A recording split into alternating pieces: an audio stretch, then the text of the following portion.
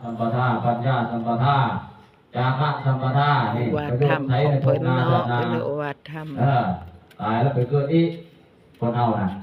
นี่เวลาตายแล้วเนาะเมียผู้มาบอกเลยต้องไปอยู่ที่เลยอนาคตมันเอาไปรู้เดียวซึคันว่าตายแล้วก็แล้วเอาแม่คันว่าตายแล้วก็แล้วตัววิญญาณตายบ่เนี่ยมันจะตายอยู่แล้วเหรอว่าตายแล้วก็แล้วมันนั่นถ้าตัวตายหรือไม่ตายบ่มีตายแล้วนี่เพราะตายแล้วคือญาณตายซะนั่นละปัญญาคน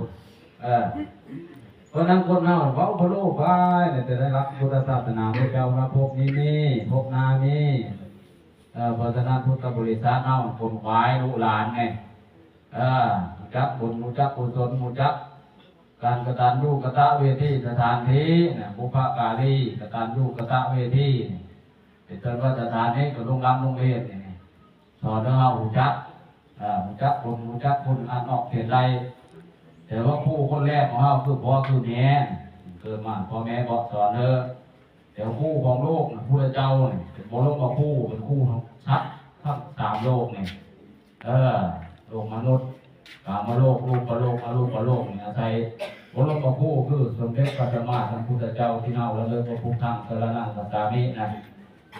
ถ้าชัดแต่ว่าไปเพราะเป็นวิธีมันก็เป็นเกิดสละแก่นสารได้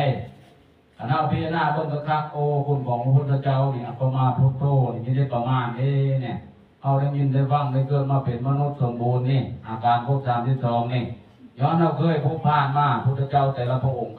สะสมบุญกุศลมาเลยยังเป็นมนุษย์สมบัติพบอาการ32อย่างนี่ของเก้าคือศีล5กุศลกรรมบท10อย่างเป็นพื้นฐานช่วงจิตดวงนี้ให้มาจุติมาใส่ในร่างของมนุษย์นี่เพราะเอาเพียรเทียบเบิ่งกับสัตว์เดรัจฉานกับสิ่งที่มีชีวิตทั่วไปแก้ต่างเดี๋ยวเพราะนั้นเป็นมนุษย์สมบัติแล้ว